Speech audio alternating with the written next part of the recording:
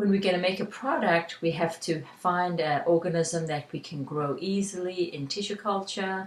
We know its genomics. We need to eliminate any endotoxins that bacteria might be producing. We must be able to break open the cells to produce the product. And this is a picture of genetically altered E. coli making human gamma interferon, a protein that is important in the immune response. And interferons are usually very species specific. So to get human interferon from a human is a lot more difficult than it is a way to actually just grow up a supply of interferons in an E. coli cell, with the clone gene, of course. Here's just another slide of showing some other advantages of making products. Here's Saccharomyces cerevisiae, where this is a eukaryotic cell, so we'll use a eukaryotic cell to express eukaryotic genes more easily. Plant cells and whole plants can also be used to express eukaryotic genes, especially if the plants can be easily grown. If we use mammalian cells, it's much harder to grow. We have to have very strict tissue culture techniques, but obviously a mammalian cell would express a mammalian gene the best. Examples of therapeutic applications: making human enzymes and other protein, making vaccines, subunit vaccines that are definitely going to then be non-pathogenic. So you're using the genes that code for the pathogens, antigens, that we actually use in a vaccine. And these are known as DNA vaccines. Although there's a lot of problem at the moment with the pertussis vaccine. There seems to be an outbreak of pertussis when they moved away from using whole pertussis organism for the vaccine and instead using subunit vaccines. And there seems to be an outbreak of this disease now because the vaccine is not protecting people as well as the whole vaccine. Obviously, gene therapy in order to replace defective or missing gene is the ultimate goal, but we're not very successful with that yet. This is one technique that is really very interesting and very groundbreaking.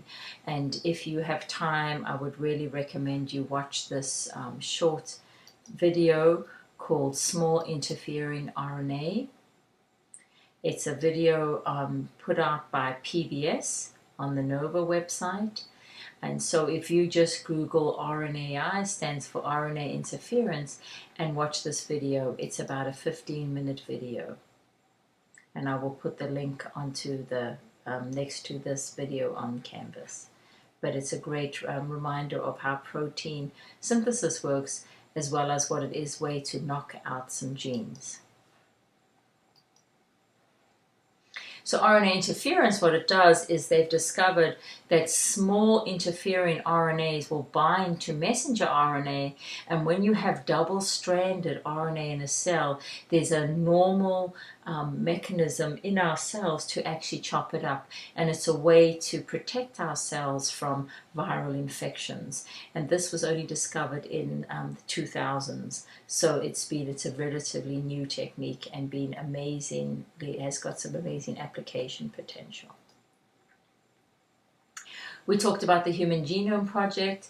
There's now a new project called the Human Proteome Project, or the Microbiome Project, where we're actually looking to sequence all the different types of bacteria that are involved in pathogenesis, and just so we have a single bank of the DNA sequence of all the different bacteria species.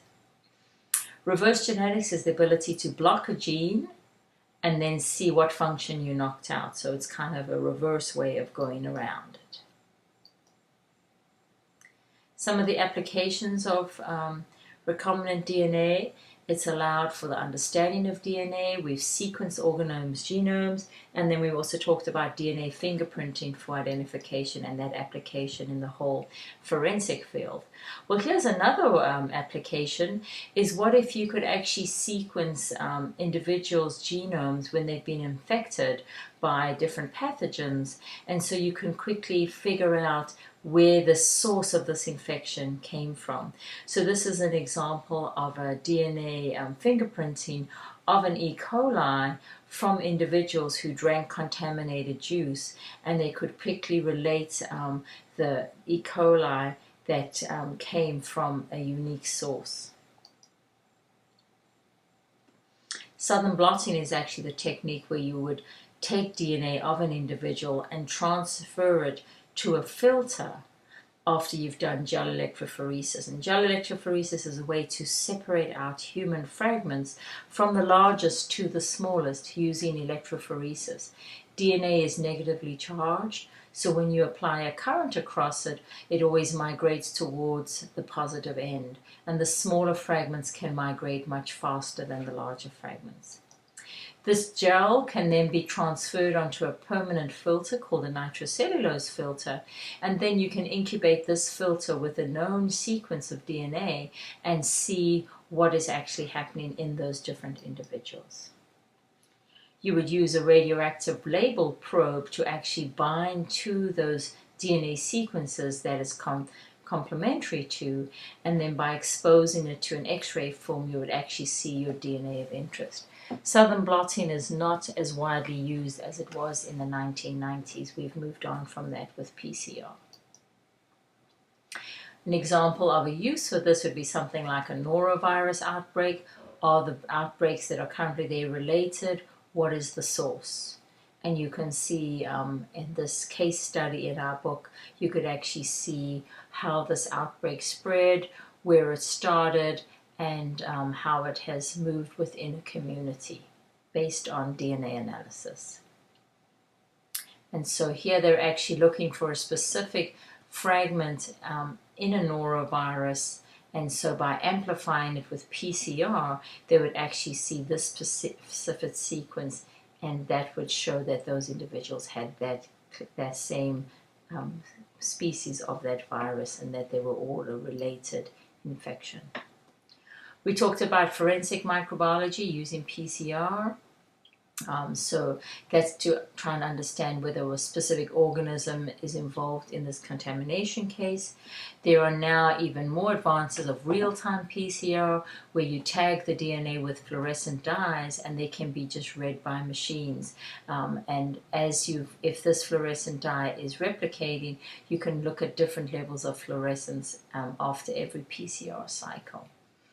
Reverse transcription PCR is where you're actually making DNA from viral RNA or messenger RNA, and then you can amplify the sequence, because by itself, a virus that is made of RNA, you cannot do PCR on it because it doesn't replicate the same way DNA does. So you would need to take your viral RNA and turn it back into DNA. Forensic microbiology is different from medicine because you have to have proper evidence collection. You have to make sure that there's a chain of custody of the evidence as it moves from person to person. It has been very, very powerful in rape convictions. It also was able to trace HIV to a physician who injected it in a patient. And of course, anthrax in the US mail was using they used some forensic microbiology to trace the source of that. Just in the last year, there was a steroid drug that was contaminated with a fungus, and this steroid drug was actually used to inject into people's spine, and nearly 17 people died from it, and they traced it all back to one pharmaceutical company in Massachusetts. Nanotechnology, bacteria can be forced to make micromolecules. And so here's an example of bacillus cells growing on selenium and actually making chains of elemental selenium. So bacteria can grow in places that we wouldn't want to normally grow. And finally, here's just an example of agrobacterium. Agrobacterium is a bacteria that contains a plasmid called the TI plasmid. And what they've done is they've actually introduced a toxin called the BT toxin into a plasmid and then infected the agrobacterium with this plasmid. The BT toxin actually provides herbicide resistance, and so what can be used then is it can be introduced to plants, and then when these plants actually grow, they are resistant to the herbicide. So here's actually what's happening. Here is the plasmid, the TI plasmid that actually infects plants. They've used this plasmid to introduce a gene into it, the genes being put into this recombinant plasmid, then given back to the bacteria that normally infects a plant cell. What's happened is this plant cell has now picked up the foreign gene. The plasmid actually integrates into the host chromosome. And so now this plant cell is actually expressing this foreign gene.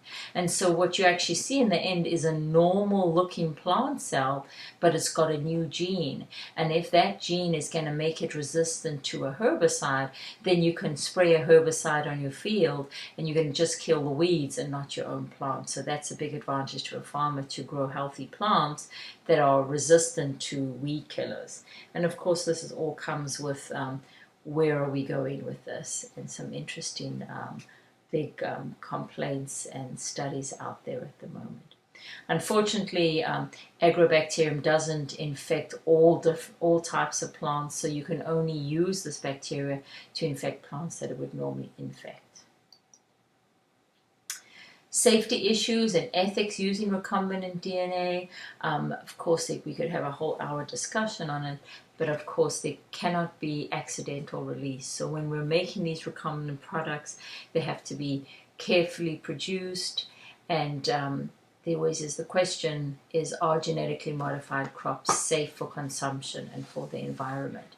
And because plants grow and spread their pollen by all sorts of methods, once you have it in the food chain, how are you ever going to stop it?